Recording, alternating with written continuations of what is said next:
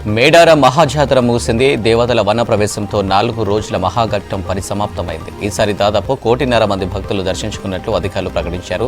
తొలి రోజు పగడితరాజు, గోవిందరాజులు, జంపన్న మేడారం గద్దెలపైకి రాగా ఆ తర్వాత రోజు సారలమ్మను కన్నపల్లి నుంచి మేడారం తీసుకువచ్చారు. మాఘశుద్ధ పౌర్ణమి నాడు చిలకలగుట్టపై కుంకుమ భరణి రూపంలో ఉన్న సమ్మక్కను పూజారులు తీసుకువచ్చి గద్దెలపై ప్రతిష్ఠించారు. సమ్మక్క రాకతో మేడారం జాతర పరిపూర్ణమైంది. జంపన వాగులో భక్తులు స్నానాలు చేసి అమ్మవారిని దర్శించుకుని మొక్కులు చెల్లించుకున్నారు. నిలువెత్తు బంగారాన్ని సమర్పించుకున్నారు. జాతరను విజయవంతం చేసిన భక్తులు, అధికారులకు రాష్ట్ర ప్రభుత్వం తరపున మంత్రి సీతక్క కృతజ్ఞతలు తెలిపారు.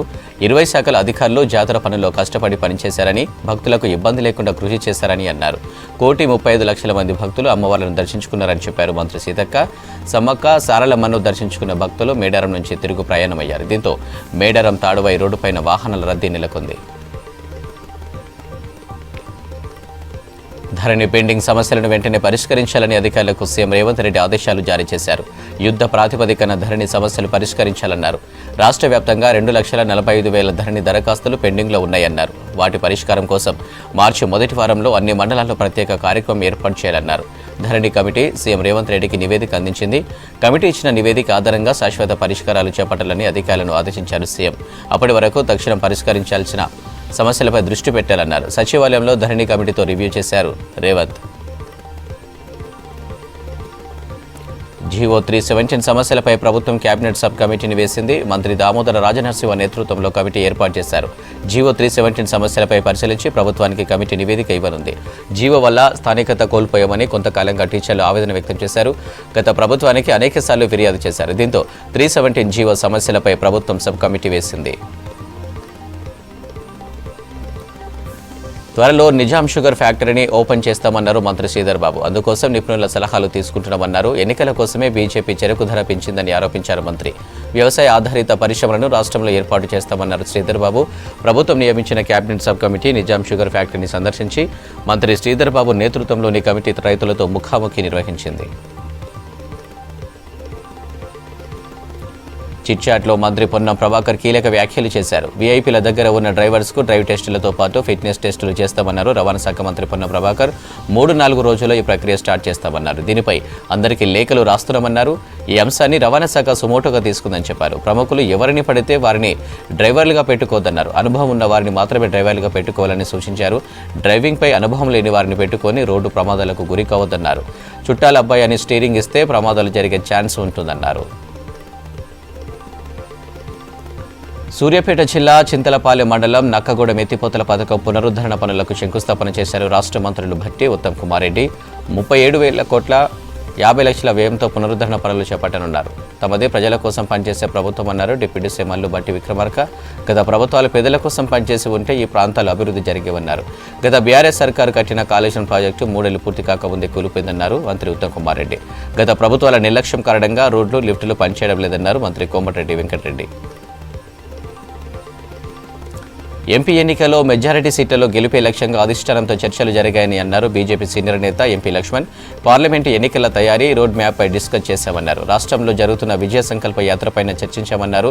అత్యధిక సీట్లు సాధించేందుకే కృషి చేస్తున్నామన్నారు లక్ష్మణ్. అయితే అభ్యర్థుల ఎంపికపై కోర్ కమిటీ సభ్యుల అభిప్రాయాలు తీసుకున్నారు నడ్డా, అమిత్ షా. రాష్ట్ర నేతలు మాత్రం అభ్యర్థుల ఎంపికపై క్లారిటీ ఇవ్వలేదు. సీట్లు ఎవరికి కేటాయించారు అనే విషయాలు ఎక్కడ బయట పెట్టడం లేదు.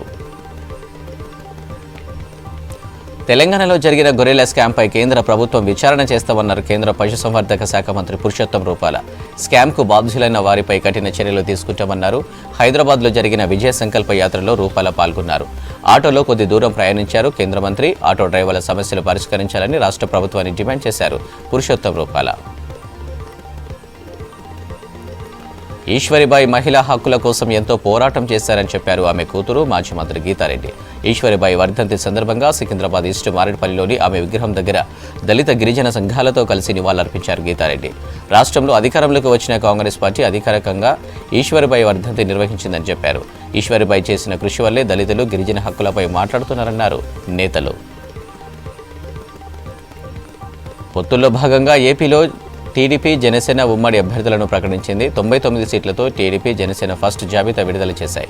తొలి జాబితాలో 94 మంది టీడీపీ అభ్యర్థులు ఉండగా 5 జనసేన అభ్యర్థులు ఉన్నారు.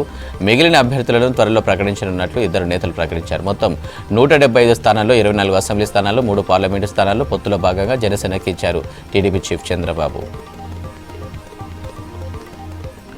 దేశంలో అన్యాయం రాజ్యమేలుతుందన్నారు కాంగ్రెస్ అగ్రనేత రాహుల్ గాంధీ. రైతులు, యువత, కార్మికులపై అణచివేత కొనసాగుతుందని విమర్శించారు.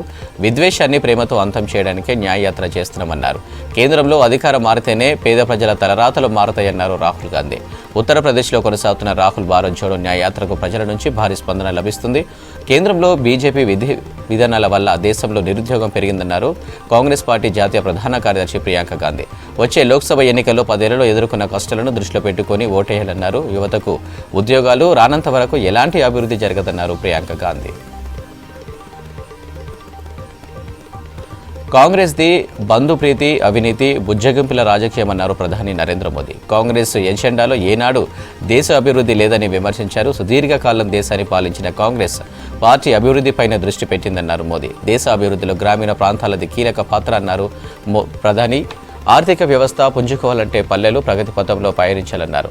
వ్యవసాయ ఉత్పత్తులను నిల్వ చేసుకోవడానికి బండారన్ పథకం కింద వేలాది గోదాములు నిర్వహిస్తున్నట్టు చెప్పారు. వికసిత్ భారత్, వికసిత్ ఛత్తీస్గఢ్ కార్యక్రమంలో వర్చువల్గా పాల్గొన్నారు.